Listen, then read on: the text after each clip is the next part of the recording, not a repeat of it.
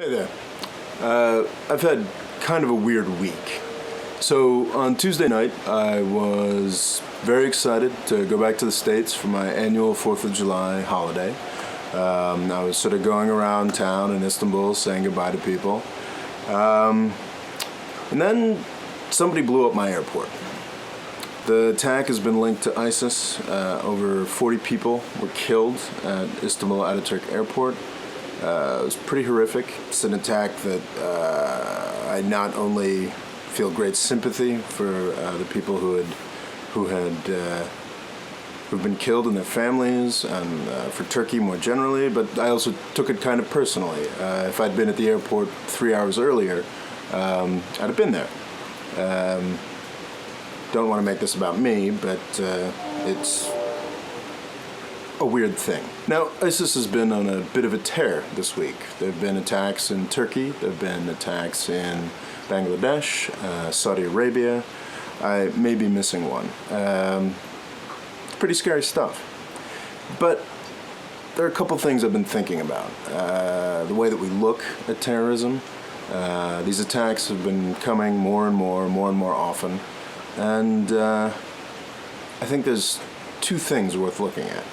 I spent most of Wednesday on hold with various airline providers. When they gave me my itinerary, it was not the straightforward flight that I had on Wednesday, which was a jump on, well, not that straightforward, jump on 3 planes, leave Istanbul Wednesday morning, get to Traverse City, Michigan on Wednesday night. No, what I initially ended up getting was a bit more complicated than that.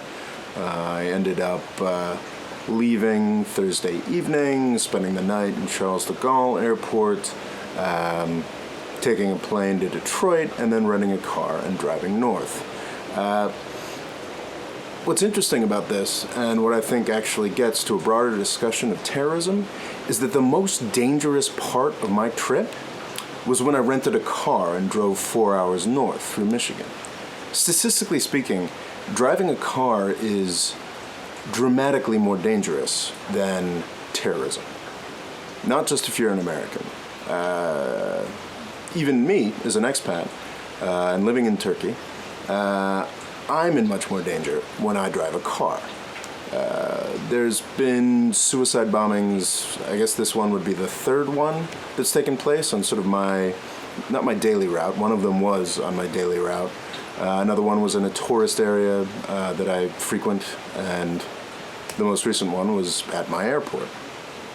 But even with all of that, the most dangerous thing that I did was get in the car and drive north. Terrorism is very effective. It's meant to scare people, and ISIS has been doing a great job of that over the past couple weeks.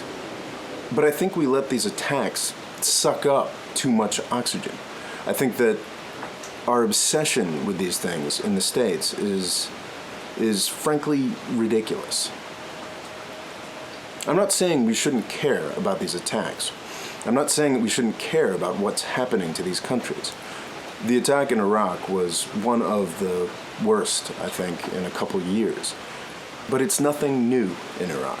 I'm afraid that the only time most people in the States think about Iraq is when ISIS is doing something. Or when something, as happened this week, is bad enough or large enough to make it above the fold on our chosen website news provider. If terrorism is all that we focus on when we look at Iraq or Bangladesh or Saudi Arabia, we're not actually helping anybody. If we look at these acts in countries with deep-seated long-term issues, and we only really care about it if a certain amount of Americans or French people were killed, that's a real problem too. ISIS or whatever organization or individual carries out a particular attack knows that they'll get a certain reaction. What is the policy response that's being suggested this week in response to these acts of terror? Are people all over the country thinking a little more seriously about the deep-seated issues in Bangladesh right now and why that country may be falling apart? No, of course not. We simply look to our governments to do more of the same. In Iraq, this is especially true. We don't ask how our U.S. policies might be encouraging this kind of violence. We just double down on the same thing. These individual acts of terror are all individually horrible, and we should definitely feel for the victims. But each individual story is distressingly the same. It's very common to talk about being sick and tired of all these terrible things that are happening. But I don't see any real urge to look more seriously at why these things are happening.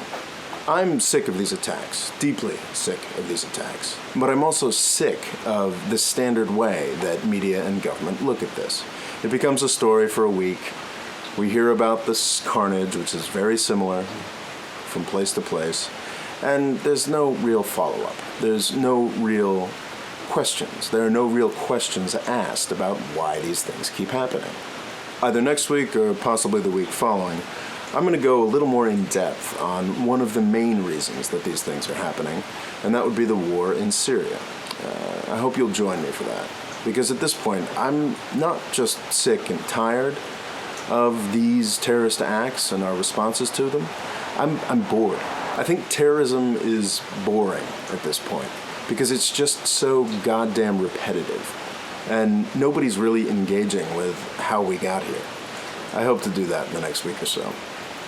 That may have been more of a ramble than anything else, but I assure you, more and better is coming. Thanks for watching.